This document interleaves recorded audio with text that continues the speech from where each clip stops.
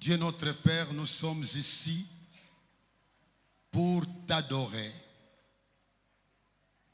pour te témoigner notre affection, notre amour, notre soumission, notre reconnaissance de ton autorité sur nos vies. Nous avons écouté ta parole à travers des cantiques, à travers des commentaires qui ont été proclamés ici pendant les moments d'adoration. Nous voudrions encore écouter ta parole pendant ce temps de la prédication. Nous prions que tu nous parles. Nous prions que tu nous encourages. Nous prions que tu nous fasses du bien. Nous vivons dans une époque où il y a beaucoup de confusion spirituelle, avec plusieurs hérésies, plusieurs sectes qui prennent naissance, plusieurs religions de toutes sortes qui naissent presque chaque jour. Nous voudrions écouter ta parole qui nous éclaire, ta parole qui nous conseille, ta parole qui nous corrige, ta parole qui nous avise, ta parole qui nous avertit, ta parole qui nourrit notre foi, qui nourrit notre espérance et qui nous motive au vrai amour. Bénis ce moment au nom de Jésus. Amen. Restons debout, nous allons lire la parole de Dieu. Lisons dans Hébreux, chapitre 12, versets 5 à 11. Hébreux 12, versets 5 à 11. Et puis nous lirons versets 28 à 29. Je lis selon la version Louis II, 1979. Et vous avez oublié l'exhortation qui vous est adressée comme à des fils. Mon fils, ne méprise pas le châtiment du Seigneur et ne perds pas courage lorsqu'il te reprend. Car le Seigneur châtie celui qu'il aime et il frappe de la verge tout ce qu'il reconnaît pour ses fils. Supportez les châtiments, c'est comme des fils que Dieu vous traite. Car quel est le fils qu'un père ne châtie pas? Mais si vous êtes exempt du châtiment auquel tous ont part, vous êtes donc des enfants illégitimes et non des fils. D'ailleurs, puisque nos pères selon la chair nous ont châtiés et que nous les avons respectés, ne devons-nous pas à bien plus forte raison nous soumettre au Père des esprits pour avoir la vie? Nos pères nous châtiaient pour peu de jours, comme ils les trouvaient bon. Mais Dieu nous châtie pour notre bien, afin que nous participions à sa sainteté. Il est vrai que tout châtiment semble d'abord un sujet de tristesse et non de joie, mais il produit plus tard, pour ceux qui ont été ainsi exercés, un fruit paisible de justice. Versets 28 et 29. C'est pourquoi, recevant un royaume inébranlable, montrons notre reconnaissance en rendant à Dieu un culte qui lui soit agréable, avec piété et avec crainte, et avec crainte, et avec crainte, car notre Dieu est aussi un feu dévorant. Amen. Acclamons la parole de Dieu. Acclamons la parole de Dieu. Amen. Asseyons-nous.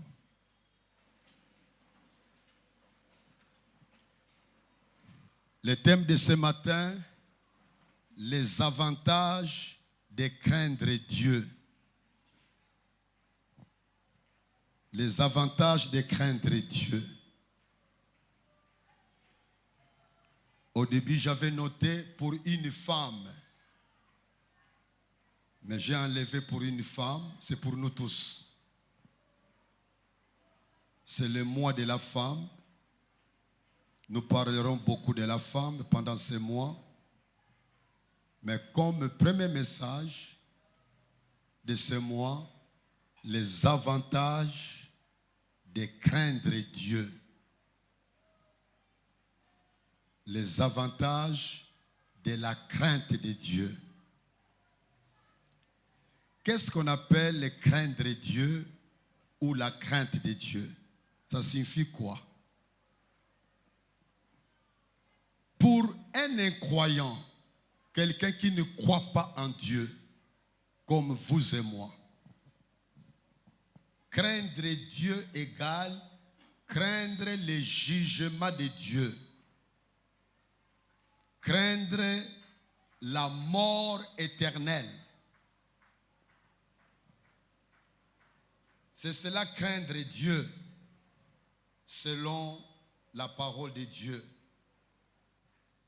Parce que la notion de la crainte de Dieu est différente pour un incroyant et pour un croyant. Pour un incroyant, le jugement de Dieu existe. L'existence du jugement de Dieu ne dépend pas de nous. Que nous croyons ou pas, le jugement aura lieu. C'est comme quand il fait nuit. Savoir que le soleil brillera dans quelques heures, ça ne dépend pas de notre foi. Ça ne dépend pas de notre attitude mentale. Tu peux crier, le soleil ne va pas briller. Le soleil ne va pas briller. Tu répètes ça même 1000 fois. Mais quand l'heure du matin arrivera, ce sera déjà un témoignage que quelque part, le soleil a continué à briller. Maintenant, il va briller au-dessus de nous. Il y a des choses qui sont là, que tu le veuilles ou pas. La terre tourne. Que tu le crois ou pas, la terre tourne. Eh bien, le jugement de Dieu aussi existe. Il a lieu et il aura lieu. Et la mort éternelle existe. Quand on parle de la mort éternelle, certains parmi vous le savent, la Bible parle de 3 sortes de morts que connaît un être humain. Il y a la mort spirituelle, c'est quand quelqu'un n'est pas en relation avec Dieu. Il y a la mort physique que nous connaissons tous, c'est la séparation de l'âme avec le corps. En ce moment où nous parlons, il y a des gens qui sont dans des morgues. En tant que cadavres, ils sont morts. Il y a des gens qui sont dans le deuil en ce moment. C'est la mort la plus connue, la mort physique. Mais la mort éternelle, c'est la sommation de ces 2 morts. La mort éternelle égale la mort spirituelle plus la mort physique. Quelqu'un qui n'a pas de relation avec Dieu et qui meurt physiquement, il meurt pour toujours. Il est séparé pour toujours du Dieu vivant. Ça, c'est la crainte qui doit caractériser ceux qui ne croient pas. Dans Luc chapitre 12, verset 5, il est écrit, je peux commencer au verset 4, 12, 4 à 5. C'est Jésus qui parle. Je vous dis à vous qui êtes mes amis, Ne craignez pas ce qui tue le corps et qui après cela ne peuvent rien faire de plus. Je vous montrerai qui vous devez craindre. Craignez celui qui, après avoir tué, a le pouvoir de jeter dans la géhenne. Oui, je vous l'ai dit, c'est lui que vous devez craindre. Nous devons craindre celui qui a le pouvoir non seulement de nous tuer physiquement, mais de nous jeter dans la géhenne. La géhenne, c'est une des appellations du lieu où vont les morts. Dans les temps, c'était tous les morts. Après l'époque de Jésus, quand il a visité la terre, c'est les lieux où vont ceux qui meurent sans Jésus. Ce n'est pas encore l'enfer, parce que l'enfer n'est pas encore ouvert jusqu'aujourd'hui. L'enfer sera ouvert à la fin du règne des 1000 ans. Lisez cela dans Apocalypse 20, versets 11 à 15. L'enfer n'est pas encore ouvert. C'est très clair dans la parole de Dieu. Donc, il y a cette crainte-là de l'enfer. L'enfer existe. Il y a un certain christianisme qui ne veut pas qu'on parle de l'enfer. Ils disent que c'est trop négatif. Ça fait peur aux gens. Il faut parler des choses positives. Il faut confesser positivement des choses qui encouragent les gens. Mais la Bible n'a jamais reconnu cette manière de traiter la parole de Dieu. Nous devons avertir les gens en leur disant la vérité pour que les gens se préparent. Quand nous lisons dans Hébreux 10, verset 31, il est écrit, Hébreux 10, 31, c'est une chose terrible de tomber entre les mains du Dieu vivant.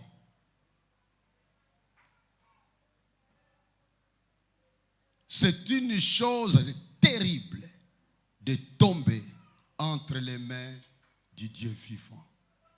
C'est pourquoi les sages ne se moquent pas de Dieu. Tu peux te moquer de tout ce que tu veux.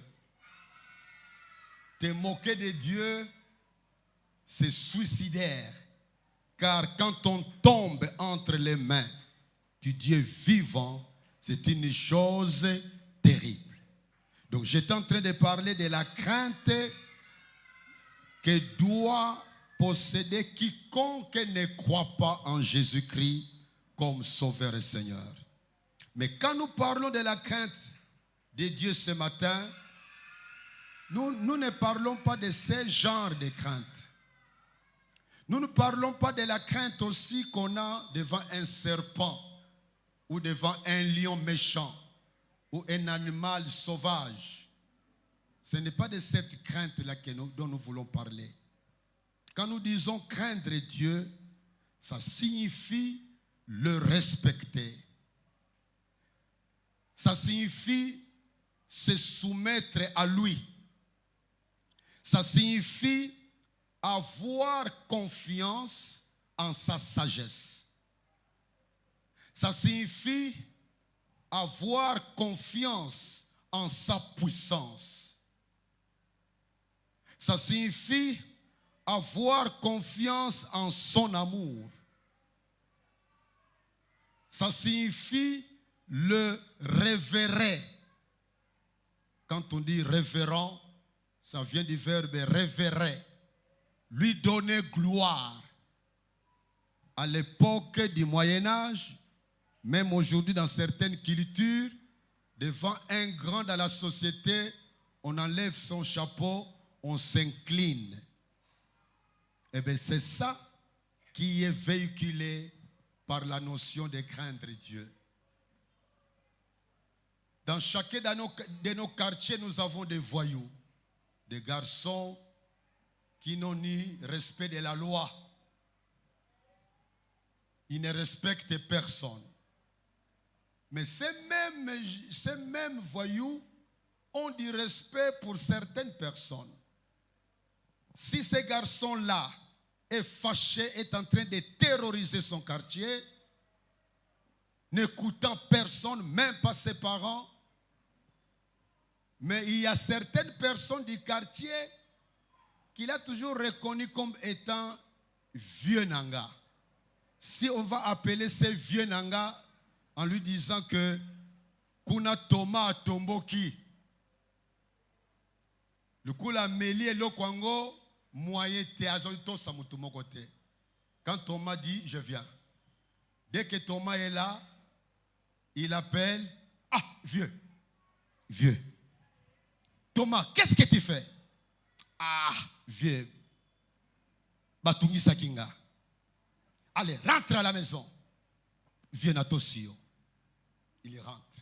Vous voyez qu'il lui donne un respect très élevé à ces messieurs-là. Et quand il lui demandera, mais comment tu ne voulais écouter personne, même pas tes parents, mais quand ce monsieur-là est venu, tu l'as, ah, c'est la vieux nanga, vieux wana, na lungo la gaye. Basaka nanga mutunyo sote, hein? O wana a pur vieux nanga. C'est un peu cette notion-là que contient le verbe craindre Dieu. C'est reconnaître son autorité, reconnaître que c'est lui qui règne. Je peux bouder tout le monde sauf lui.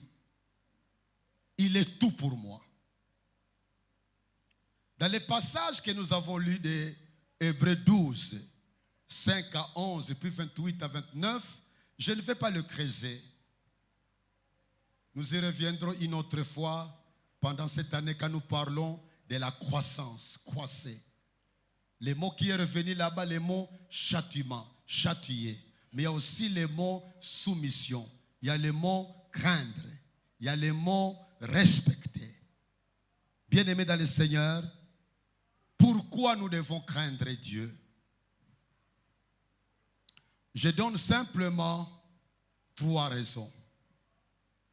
La première raison, c'est une recommandation de la part de Dieu. C'est un ordre, c'est un impératif qui doit accompagner notre vie spirituelle. Quand vous lisez dans Deutéronome 10, verset 12, il est écrit: maintenant Israël, que demande de toi l'Éternel ton Dieu? Je recommence. À la place d'Israël, tu peux mettre ton nom. Je recommence le verset. Maintenant, si ta loemba, ça c'est moi, toi tu mets ton nom. Que demande de toi l'Éternel ton Dieu? Si ce n'est que tu craignes l'Éternel ton Dieu, afin de marcher dans toutes ses voies, d'aimer et de servir l'Éternel ton Dieu de tout ton cœur et de toute ton âme. Si ce n'est que tu observes les commandements de l'Éternel et ses lois que je te prescris aujourd'hui, afin que tu sois heureux. Ce que Dieu attend de nous, ce qu'il demande à chacun de nous, c'est que nous puissions le craindre. Le craindre. Et remarquez comment ces versets soulignent les autres verbes. Le verset 12 de Deutéronome 10. Maintenant Israël, que demande de toi l'Éternel tes dieux, si ce n'est que tu crains l'Éternel afin introduit la suite comme résultat, comme conséquence, afin de marcher dans toutes ses voies. En d'autres termes, celui qui craint l'Éternel marche dans toutes ses voies. Afin d'aimer et de servir l'Éternel ton Dieu de tout ton cœur et de toute ton âme. C'est-à-dire, la manière dont la phraséologie est présentée dans ces passages, pour marcher dans toutes les voies de Dieu, pour aimer et servir Dieu de tout son cœur et de toute son âme, il faut le craindre. Quand on ne craint pas Dieu, on va travailler pour lui avec négligence. Si quelqu'un dans la salle sert Dieu avec négligence, avec beaucoup d'hésitation, voilà l'exemple de quelqu'un qui ne craint pas Dieu. Si toi, ton amour pour Dieu, c'est un amour handicapé,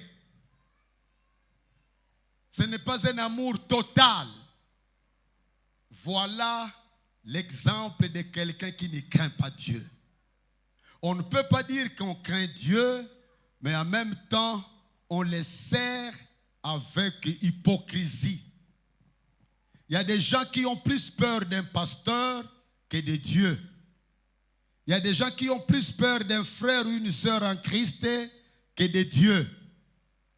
Il y a des gens qui ont plus peur des gens qui les connaissent dans les quartiers que de Dieu. Voilà l'exemple de quelqu'un qui ne craint pas Dieu selon la parole de Dieu. Au verset 20 et 21, toujours de Deutéronome 10, au verset 20 et 21, il est écrit: tu craindras l'Éternel ton Dieu, tu le serviras, tu t'attacheras à lui et tu jureras par son nom. Il est ta gloire, il est ton Dieu, celui qui a fait au milieu de toi ces choses grandes et terribles que tes yeux ont vues. La crainte de Dieu est recommandée par la parole de Dieu. La crainte de Dieu est à la base de notre relation avec lui. La crainte de Dieu. Tu ne peux pas dire que tu crains Dieu, mais en même temps, tu pratiques dans des coins cachés des choses qui n'ont rien à voir avec la gloire de Dieu. Tu ne peux pas dire que tu crains Dieu, mais tu es aussi membre d'une loge maçonnique, d'une loge rosicrucienne. C'est contradictoire. Mais vous savez que de tels cas existent dans plusieurs de nos églises à travers le monde. Des gens qui s'appellent enfants de Dieu, des gens qui s'appellent chrétiens, mais dont la vie cachée est tout à fait opposée à la réalité de Dieu. Donc la première raison pour laquelle nous devons craindre Dieu, c'est une recommandation. La Bible a plusieurs versets bibliques, surtout dans l'Ancien Testament, où on parle de la crainte de Dieu. Dans vos téléphones, allez dans Google, réclamez des versets bibliques, on parle de craindre Dieu. Vous aurez plusieurs versets bibliques. Et vous avez même des concordances dans certains téléphones. Il y a des concordances. Voyez dans les concordances les versets qui en parlent, c'est plein. La deuxième raison pour laquelle nous devons craindre Dieu, d'après Proverbe 1, verset 7. Proverbe 1, verset 7, il est écrit: la crainte de l'Éternel est le commencement de la science. La crainte de l'Éternel est le commencement de la science. C'est vrai qu'il y a aussi des versets bibliques qui disent que la crainte de Dieu est le commencement de la sagesse. Mais volontairement, j'ai pris ces passages parce que nous, parfois, c'est plus facile de comprendre ce qu'on appelle science que sagesse. Eh bien, pour nous qui aimons la science, il est très clair que si tu veux connaître la vraie science, tu dois cultiver la crainte de Dieu dans ta vie. Nous connaissons tous l'adage qui dit, pas tous peut-être, disons, nous connaissons pour la plupart parmi nous, que la science sans conscience c'est la ruine de l'âme. La science sans conscience. Cette science sans conscience est opposée à la sagesse, selon Dieu. La vraie science commence avec la crainte de Dieu. Tu veux être un homme rempli de science véritable, commence par craindre Dieu. Nous connaissons tous comment le monde suit un chemin de destruction. Quand le monde a abandonné le chemin du Seigneur, le monde s'est engagé sur la route de la destruction. Hier, j'ai parlé à un groupe de pasteurs. J'étais en train de démontrer comment les choses ont commencé à s'empirer après le Moyen-Âge, grâce à la réforme protestante qui avait commencé au XVIe siècle par Martin Luther. La lumière a jailli en Europe. C'était le commencement d'une vie nouvelle. C'était le commencement d'un nouvel ordre mondial. La Bible a apporté le développement à l'Europe que nous envions. Là où beaucoup parmi nous rêvent partir. Cette Europe-là a connu le développement après le Moyen-Âge grâce à la Bible. Même les historiens qui ne croient pas en Dieu reconnaissent ces faits historiques qu'on ne peut pas nier. Quand vous allez en Europe du Nord, à partir de l'Allemagne, la Hollande, la Suède, Norvège, Danemark, Suisse, tous ces pays-là où la réforme s'est imposée, où la Bible a été accueillie comme étant une autorité, on a connu un grand boom. L'homme a connu un grand développement. Même aujourd'hui dans ces pays-là, quand vous y êtes, ils sont même plus propres que les pays qui sont au sud. Notamment le Portugal, l'Espagne, l'Italie et les autres, la Belgique. Quand vous allez dans ces pays-là, même en propreté, ils sont plus sales. Là, quand la réforme envahissait le nord, là-bas c'est le catholicisme qui régnait. Et là où la Bible régnait, c'était un grand boom en termes de développement. Il y a des grands mouvements qui sont nés de cette réforme-là. Le vrai capitalisme a ses racines dans cette réforme protestante. Il y a eu beaucoup de valeurs, même la promulgation de la démocratie. Quand on étudie cette science-là, on verra qu'il y a eu de l'influence qui est venue de la réforme protestante. Parce que les gens, grâce à la Bible, ont voulu qu'on règne différemment. Qu'on puisse reconnaître la valeur de l'être humain. Et puis à un moment, le diable qui n'aime pas notre bonheur a introduit les ténèbres en introduisant des bêtises dans la Bible. En disant que la Bible n'est pas la parole de Dieu. La Bible contient des mythes et des légendes. Il y a eu la naissance de la théologie libérale. Les gens ont rejeté beaucoup de vérités bibliques.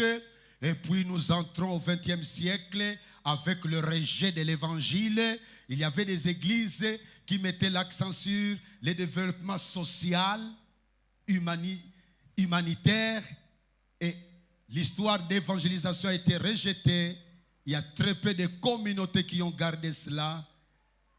Mais quand même, on a connu aussi le développement quelque part. La science s'est beaucoup développée grâce à la Bible. Ceux qui ne le savent pas, allez dans l'Internet. La technologie qui est l'application de la science a connu des ressorts grâce à la Bible. Les plus grands savants que nous connaissons dans l'histoire de la science, ce sont des gens pour la plupart qui croyaient en Dieu. C'est parce qu'ils croyaient à un Dieu créateur qu'ils ont cru, comme ce Dieu créateur existait, il doit avoir établi les lois pour le fonctionnement de l'univers. Et ces hommes et ces femmes se sont mis à vouloir découvrir ces lois que le créateur présumé doit avoir établies dans le monde. Et cette démarche de la recherche scientifique a abouti à la science qu'on devait protéger par des lois tirées de la Bible. Mais maintenant, nous vivons une époque où la Bible a été jetée dans la poubelle. La philosophie moderne, post-moderne, dont je parle souvent dans nos milieux ici, pour mieux comprendre ce qui se passe aujourd'hui, est venue relativiser toutes choses. Là où la Bible reconnaît des vérités absolues, la philosophie post-moderniste enseigne des vérités absolues n'existent pas. Tout est relatif. Ce que tu crois c'est bon pour toi. Il ne faut pas enseigner ça à quelqu'un d'autre. Si toi tu penses que ça c'est l'étoffe ici est couleur rouge et que moi je dis que c'est blanc, on ne doit pas se chamailler. Comme c'est rouge pour toi, félicitations. Mais pour moi c'est blanc. Mais heureusement que ces raisonnements ne s'appliquent pas dans tous les domaines de la vie. Sinon on dirait que tu peux manger le poison. Moi, je ne vais pas manger le poison. Comme le poison est bon pour toi, ne mange pas. Pour moi, c'est mauvais. Mais on n'applique pas ça dans de tels domaines. Et aujourd'hui, la vie morale a été détruite. La vraie science est gérée par la crainte de Dieu. La vraie sagesse commence avec la crainte de Dieu. C'est pourquoi nous devons craindre Dieu si nous voulons être des papas utiles à la société. Nous devons craindre Dieu si nous voulons être des mamans utiles à la société. Dans notre quartier, nous sommes en train de vivre un drame. Pas loin de chez moi, il y a plusieurs familles qui ont passé la nuit presque à l'extérieur. Ils vivaient toutes dans une même parcelle. On a chassé les enfants du défunt propriétaire qui était colonel. On a chassé les enfants de la maison familiale et on a chassé tous les locataires. On a sorti leurs biens. Il y avait 25 policiers qui sont venus exécuter cette décision-là. Ces gens, hier, ils étaient à l'extérieur. C'était pitoyable. Avant-hier et hier. Pourquoi? Quand on apprend l'histoire, le papa, avant de mourir, il était malade. Tout en étant malade, il avait vendu la maison à 2 acheteurs, sans que la famille le sache. Les choses ont traîné après plusieurs années. Et la décision est venue. On a chassé la famille, on a chassé les locataires, on a cadenassé la parcelle. Voilà quelqu'un qui meurt et qui laisse derrière lui des pleurs, des tristesses, parce qu'il meurt sans sagesse. Tu t'étonnes peut-être de cela, mais si tu ne crains pas Dieu, je t'informe que toi aussi tu peux faire cela. Quand on ne craint pas Dieu, on est capable de commettre toutes les bêtises du monde. Même les bêtises que tu ne peux pas faire aujourd'hui. Tu seras étonné qu'après quelques mois ou après quelques années, tu développes des arguments qui te soutiennent pour faire cette bêtise-là. Parce que nos arguments viennent inspirés par le diable que nous ne voyons pas. C'est comme ça qu'on voit une sœur en Christ est très engagée aujourd'hui, un frère en Christ est très engagé aujourd'hui. Après 2 ans, 5 ans, 10 ans, 20 ans, on l'écoute en train de donner des conférences qui démontrent comment soutenir des bêtises. Et quand on creuse sa vie, il ne craignait pas Dieu. Pourquoi craindre Dieu? La troisième raison, c'est parce qu'il y a des avantages. Il y a des avantages. Quand tu crains Dieu, il y a des avantages. Il y a des avantages.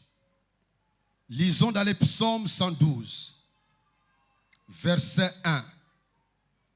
Psaume 112, verset 1. Heureux l'homme. D'abord, ça commence, Alléluia. Ça commence par là. Louer l'Éternel égale Alléluia. Heureux l'homme qui craint l'Éternel, qui trouve un grand plaisir à ses commandements. Verset 2. Sa postérité sera puissante sur la terre. La génération des hommes droits sera bénie. 3. Il a dans sa maison bien-être et richesse, et sa justice subsiste à jamais. Continuez à lire cela à la maison. L'homme qui craint Dieu est heureux, au verset 1. Il a le bonheur. Quand tu crains Dieu, tu es heureux. Tu as le bonheur. Dans le psaume 128, versets 1 à 4, il est écrit: heureux tout homme qui craint l'Éternel, qui marche dans ses voies. Tu jouis alors du travail de tes mains. Tu es heureux, tu prospères. Ta femme est comme une vigne féconde à l'intérieur de ta maison. Tes fils sont comme des plants d'olivier autour de ta table. C'est ainsi qu'est béni l'homme qui craint l'Éternel. L'Éternel te bénira de Sion et tu verras le bonheur de Jérusalem tous les jours de ta vie. Tu verras les fils de tes fils. Que la paix soit sur Israël. Le psaume 128, tous les psaumes nous donnent des avantages de quelqu'un qui craint l'Éternel. Il y a le bonheur, il y a la prospérité, il y a la bénédiction. Même en termes de la vie conjugale, Dieu met sa main sur sa maison. Et je voudrais dire ça en particulier pour des femmes qui craignent Dieu. Elles attirent vers elles et vers leur propre maison la bénédiction de Dieu. Quand tu crains Dieu, tu vas poser des actes qui feront plaisir à ceux qui vivent avec toi. Quand tu crains Dieu, tu deviens une source de joie pour les autres, une source de sécurité pour les autres. Heureux sont des hommes et des femmes qui craignent Dieu. Dans le psaume 31, verset 19, il est écrit, le psaume 31, verset 19. Je lis. Je peux lire, il y a un décalage, au verset 20. Oh, combien est grande ta bonté que tu tiens en réserve pour ceux qui te craignent, que tu témoignes à ceux qui cherchent en toi leur refuge à la vue des fils de l'homme. Psaume 31, verset 20. Oh, combien est grande ta bonté que tu tiens en réserve pour ceux qui te craignent. Quand tu crains Dieu, les conteneurs de Dieu sont remplis de bonté en ta faveur. En d'autres termes, Dieu est très favorable envers toi quand tu crains l'Éternel. Sa bonté ne change point, mais l'expérience de sa bonté change. La bonté de Dieu ne change pas. Elle reste constante parce que Dieu est immuable. Même ses attributs ne changent point. Mais l'expérience que nous faisons de la bonté de Dieu change. Heureux ceux qui craignent l'Éternel. La bonté de Dieu se manifeste particulièrement en leur faveur. Montre-moi quelqu'un qui craint vraiment Dieu. Et je te dirai que quand nous allons écouter la personne pour nous faire des témoignages, nous serons étonnés d'apprendre qu'il expérimente des choses merveilleuses avec son Dieu. Quand quelqu'un déclare qu'il y craint Dieu, mais qu'il est toujours dans la boue, tout ne marche pas, sa vie est remplie de pleurs, de tristesse, je l'inviterai à revoir sa déclaration. Sinon, il y aura une contradiction entre sa vie et ses déclarations. On ne peut pas craindre Dieu sans que Dieu applique sa parole. Dans le psaume 115, verset 13, il est écrit, c'est l'Éternel, il bénira ceux qui craignent l'Éternel, les petits et les grands. Il bénira ceux qui craignent l'Éternel. La bénédiction de Dieu est une réalité dans la vie de ceux qui craignent l'Éternel. Si tu ne crains pas Dieu, je te supplie aujourd'hui de prendre la meilleure décision en disant, Seigneur, je suis fatigué d'une vie d'hypocrisie. Je décide de te craindre. Et tu verras la main de Dieu agir différemment dans ta vie. Dans les Proverbes 10, 27, j'ai voulu donner beaucoup de versets pour que dans l'Oikos, chacun partage les versets qui lui a fait plus de bien. Proverbe 10, verset 27. La crainte de l'Éternel augmente les jours, mais les années des méchants sont abréchées. Je répète, la crainte de l'Éternel augmente les jours. Quelqu'un me dira, mais pasteur, moi je connais des gens qui ont craint l'Éternel, mais qui ont été tués par une bombe de M23 ou bien une bombe de Poutine. C'est vrai. La Bible ne nie pas cela dans d'autres passages. Mais je voudrais un peu faire un commentaire ici. Vous savez qu'il y a certaines morts qui nous arrivent provoquées par notre mauvaise vie. C'est vrai ou c'est faux? Mais on a beaucoup de témoignages. Si j'avais le temps de donner à chacun de dire un témoignage, nous écouterons beaucoup cela. Il y a certaines morts qui nous arrivent parce que simplement, on n'a pas respecté ce que Dieu nous demande. Il y a des soulards qui tuent leur corps, des alcooliques. Il y a des fumeurs qui détruisent leurs poumons. Même quand tu leur montres la petite phrase là que l'OMS a eu la permission d'écrire de la part des multinationales, parce que l'OMS avait atteint un niveau où il voulait supprimer la cigarette. On lui a dit par les multinationales que si tu le fais, nous arrêtons les robinets financiers pour vous soutenir. Mais au moins, on leur a donné la permission d'écrire une petite phrase là, que le tabac est préjudiciable à la santé. Qui a déjà lu ça? Moi, j'ai plusieurs fois montré ça à des fumeurs.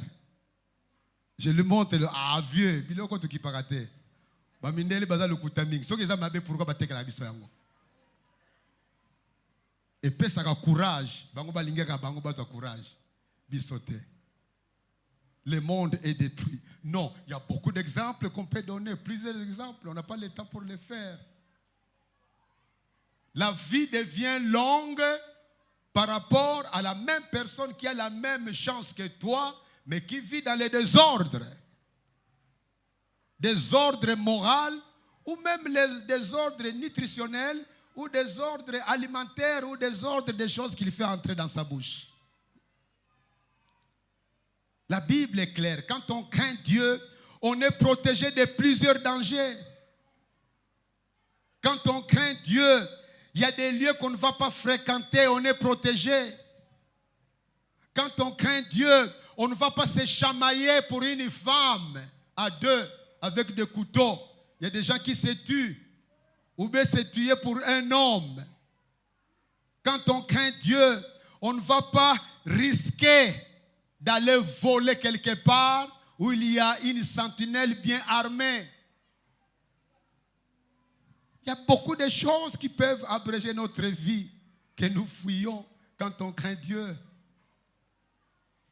Aller en prison. Dans la prison, il y a des gens qui sont arrêtés injustement. Ça existe. Injustement. Mais il y a d'autres qui sont arrêtés parce qu'ils ont fait une bêtise que s'ils craignaient Dieu, ils n'auraient pas fait ça. Bien-aimés dans le Seigneur, pour ceux qui veulent approfondir la pensée, notez ces passages pour votre oikos. Notez le psaume 33, versets 18 à 19. Notez psaume 34, verset 7. Notez psaume 85, verset 9. Moi, je termine avec deux passages. Le premier, Proverbe 22, verset 4. Proverbe 22, verset 4. Il est écrit, les fruits de l'humilité, de la crainte de l'Éternel. On parle les fruits de l'humilité, de la crainte de l'Éternel. N'oublions pas que dans la crainte de l'Éternel, il y a aussi l'humilité. Donc on peut simplement prendre la crainte de l'Éternel comme étant l'objet principal de cette première partie de la phrase. Parce que l'humilité est aussi incluse dans la crainte de l'Éternel. Mais on en parle pour souligner les fruits de l'humilité, de la crainte de l'Éternel. 1, c'est la richesse. 2, la gloire. Et 3, la vie. En d'autres termes, tu veux la richesse dans ta vie, tu veux expérimenter la gloire, tu veux expérimenter la vie, il faut craindre Dieu. Il faut craindre Dieu. Ce n'est pas vrai que pour avoir la richesse, il faut nécessairement mentir ou voler. Ce n'est pas vrai. Il y a dans notre siècle, c'est possible d'avoir la richesse par des voies honnêtes et propres. La crainte de Dieu, d'après ces versets, a comme fruit la richesse, la gloire, la vie. Et le dernier verset, le psaume 145, verset 19. Le psaume 145, verset 19. Il accomplit. Il là, c'est l'Éternel. C'est mieux de lire à partir du verset 18 pour avoir la phrase totale. Donc, psaume 145, verset 18 à 20. Je mets ça carrément ensemble. Écoutez. L'Éternel est près de tous ceux qui l'invoquent. De tous ceux qui l'invoquent avec sincérité. Dans d'autres versions, avec vérité. L'Éternel accomplit les désirs de ceux qui les craignent. Verset 19. Il accomplit les désirs de ceux qui les craignent. J'ignore tes désirs. Mais si tes désirs sont conformes à la volonté de Dieu, grâce à ce verset, tu peux dire, moi je sais, je l'affirme, je le déclare, que mon désir sera accompli par l'Éternel. Pourquoi? Parce que je les crains. Il accomplit les désirs de ceux qui les craignent. Il entend leurs cris. Il entend leurs cris. Il entend leurs cris et il les sauve. La parole de Dieu est merveilleuse. Elle est vraiment merveilleuse. Et quand vous lisez calmement les versets 18 à 20, quand vous les lisez calmement à la maison, j'ai noté sur la marge de ma Bible 4 secrets du succès qui sont dans ce verset 18 à 20. 4 secrets du succès. 1. Sincérité devant Dieu. 2. Crainte de Dieu. 3. Crier à Dieu, c'est-à-dire prier. Et 4. Amour pour Dieu. Bien-aimés dans le Seigneur, Dieu nous aime tellement qu'il nous a donné la connaissance des secrets pour vivre heureux dans ce monde. Même si le monde est en train de se diriger vers l'inconnu, pour ceux du monde, nous ne savons pas où nous allons. Mais nous qui connaissons Dieu grâce à la Bible, nous savons que la nouvelle la plus importante que nous attendons, c'est l'enlèvement de l'Église. C'est une nouvelle heureuse qui nous remplit d'espoir. Mais en même temps, qui doit nous avertir de ne pas être trompés par l'ennemi. Dieu n'est pas contre que nous puissions chercher des positionnements politiques. Dieu n'est pas contre que nous cherchions à gagner beaucoup d'argent. Dieu n'est pas contre que nous cherchions à avoir des grands titres académiques. Dieu n'est pas contre que nous cherchions à avoir du succès dans nos entreprises. Mais ce matin, il nous dit, quand nous mettons la crainte de Dieu comme le fondement sur lequel nous voudrions agir, Dieu nous accompagnera dans ce que nous sommes en train de vouloir atteindre comme objectif. Et s'il y a quelqu'un dans la salle qui est conscient qu'il mène une vie qui ne manifeste pas la crainte de Dieu, mais qui décide de choisir de vivre selon la crainte de Dieu, je voudrais prier pour lui. Fermons nos yeux, s'il vous plaît. Fermons nos yeux. Que chacun voie son cœur. Que chacun voie sa vie. Si tu es conscient que ta façon de vivre ne manifeste pas la crainte de Dieu, mais que ce matin, tu veux te repentir, tu décides de changer ta façon de vivre, tu veux croître dans la crainte de Dieu, tu veux croître dans ce domaine de craindre Dieu. Si telle est ta décision de vouloir abandonner les modes de vie que tu as ou des pratiques qui marquent ta vie contre la crainte de Dieu, mais tu veux grandir dans la vie qui craint Dieu, là où tu élèves, toi, je vais prier pour toi. Merci, c'est personnel. Fermons nos yeux. Merci, merci. Lève-toi. La décision ne suffit pas. Tu peux décider de vouloir vivre dans la crainte de Dieu. Mais il faut que le Seigneur te donne sa force, te donne sa puissance, te donne la capacité de réussir dans ce mode de vie. Si telle est ta soif, lève-toi, je vais prier pour toi.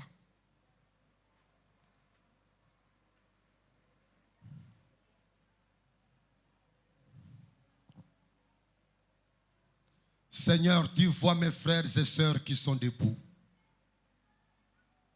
Ils expriment leur désir de vouloir vivre selon la crainte de Dieu. Ils veulent te mettre au centre de leur vie. Tu sais qu'est-ce que mon frère et ma sœur font, qui sont en dehors de la crainte de Dieu. Mais ils prennent la décision d'abandonner cela. Ils veulent te suivre, t'aimer, te servir avec un cœur rempli de la crainte de ta personne. Ils n'ont pas la force, Seigneur. Ils demandent ta force. Ô Père, donne-leur la révélation que ta puissance est déjà en eux pour ceux qui ont déjà reçu Jésus comme Sauveur et Seigneur. Soutiens leur vie. Bénis leur vie, Seigneur. Mets ta main sur chacun d'eux. Manifeste-toi dans la vie de chacun d'eux. Opère des miracles. Et si quelqu'un parmi eux est impliqué dans des pratiques qui sont contre ta volonté, donne la force et la capacité d'abandonner cela. Seigneur, que pendant ce mois de mars, le mois de la femme, nous voudrions tous profiter de ta sagesse que tu veux nous donner à travers ta parole. Merci d'agir dans la vie de mon frère et de ma soeur au nom de Jésus-Christ. Amen. Asseyez-vous.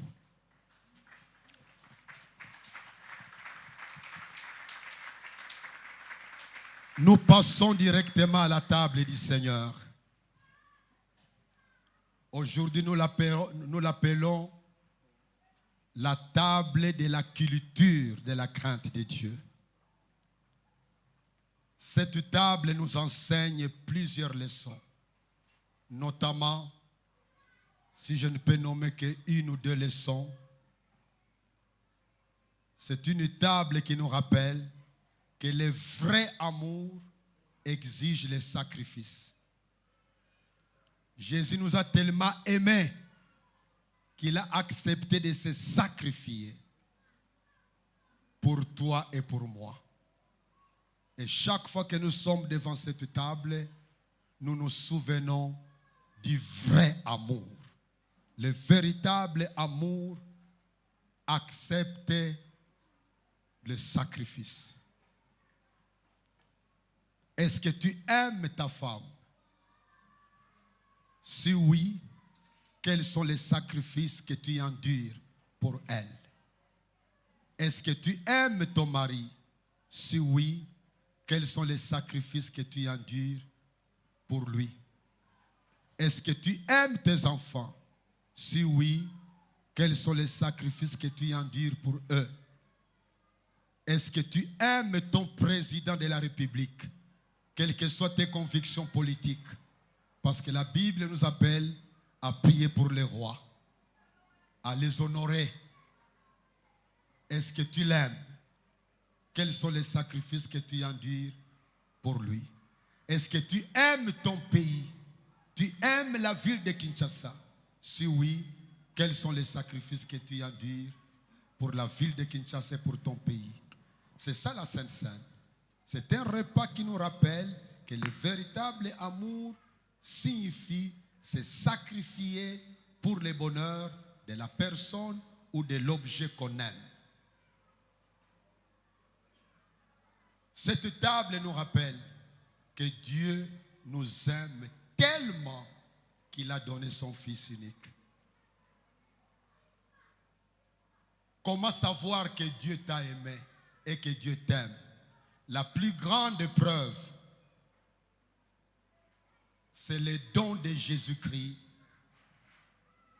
à la croix de Golgotha. Si tu cherches la preuve que Dieu t'aime dans ta propre vie, tu seras parfois déçu. Parce que les chômeurs qui sont là, certains ont continué à prier pour le chômage depuis des années. Certains ont été l'objet des chansons dans leur famille. Alon Guinaye, quand il avait les diplômes universitaires, mais il continue à traîner sans boulot. Ou il a un boulot avec un salaire de misère. Si tu cherches des preuves de l'amour de Dieu pour toi, en toi-même, il y a beaucoup plus de raisons d'être déçu que de voir des raisons qui vont te faire danser. La plus grande preuve que Dieu t'aime, c'est la croix de Golgotha. Je répète, la plus grande preuve que Dieu t'aime, c'est la croix de Golgotha. Quand tu médites sur l'amour de Dieu pour toi, commence par la croix de Golgotha. Et tu auras des convictions que Dieu t'aime. Et quand tu sauras déclarer que Dieu m'aime, alors tu pourras dire, ma souffrance, mon malheur, je le mets dans le cadre de Romains 8, 28. Que toutes choses concourent au bien de ceux qui aiment l'Éternel. Ce jour-là, Jésus avait pris le pain et il avait rompu. C'était un symbole de comment son corps allait être rompu à la croix de Golgotha. Jésus lui-même avait dit, faites ceci en mémoire de moi. Quand nous sommes ici, Jésus qui vit dans nos cœurs et qui est toujours avec nous, est ici d'une manière particulière. Parce que nous entrons en communion avec son corps et son sang. Ceci reste le pain, mais il représente le corps de Jésus-Christ. Quand nous le prendrons, prenons-le avec la conscience de savoir souffrir pour manifester notre amour envers les autres. Je prie mon frère de prier pour ça. Seigneur Jésus, tu t'es livré pour notre salut. Oh, tu as quitté le ciel et que tu es descendu sur la terre. Tu as porté nos souffrances. Tu as porté nos maladies. Tu as porté tout ce que nous pouvons appeler comme misère. Mais tu les as vaincus à la croix de Golgotha. Sois élevé à jamais. Merci Seigneur Jésus-Christ. Merci Seigneur Jésus-Christ. Cette même nuit-là, il avait pris la coupe. Il avait montré ça à ses disciples en leur disant, cette coupe est la coupe de la nouvelle alliance à mon sang versé pour la rémission de vos péchés. Quand nous prenons cette boisson, nous sommes en train de communier au sang de Jésus, tout en reconnaissant que ça reste la boisson représentant le sang de l'agneau. Prenons-le avec foi, convaincus que le Seigneur qui est présent ici et dans nos cœurs est en train d'agir en notre faveur.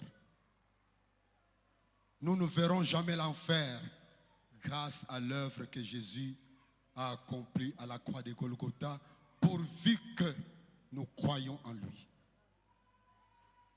Prions pour la coupe. Merci Seigneur Jésus pour cet instant durant lequel l'instant tu es en train de nous bénir. Alors que tu t'apprêtais à aller à la croix pour être crucifié, pour mourir à ma place, pour mourir à la place de mon frère et de ma soeur. Et c'est cela qui est arrivé. À la croix, tu as dit, tu as crié, tout est accompli, Seigneur. Oui, là tu as tout payé de ce qui me concerne, de ce qui nous concerne. Et ce sang reste actuel jusqu'à nos jours. Lorsque nous prenons part à cette coupe ce matin, nous voulons nous souvenir de tous les gains de la croix, de tous les acquis chaque de notre vie. Que cela Au nom de Jésus. Amen. Amen. Qui sont les bienvenus? Normalement, nous tous, nous devons toujours aspirer à participer à la table du Seigneur. Mais ceux qui sont autorisés ce matin sont ceux qui un jour ont accepté Jésus comme Sauveur et Seigneur. C'est la première condition. La deuxième condition, ils ont proclamé leur foi par les eaux de baptême. Et la troisième condition, ils n'ont pas dans leur cœur un péché non confessé. Pour le dernier point, si tu vois que tu as un péché non confessé, mais que tu as déjà rempli les deux premières conditions, là où tu es assis, tu peux confesser au Seigneur. Et pour ce troisième point, nous aimons souligner que ceux qui vivent, hommes, femmes, sans mariage, ils vivent dans le concubinage. Ils ne peuvent pas participer à ces repas jusqu'à ce qu'ils vont régulariser leur situation. Que ceux qui sont prêts s'élèvent là où ils sont pour participer à la table du Seigneur. Quand vous prendrez le pain et la coupe, gardez-les en main. Nous les prendrons tous ensemble selon l'ordre qui vous sera donné. Levez-vous s'il vous plaît pour ceux qui sont prêts.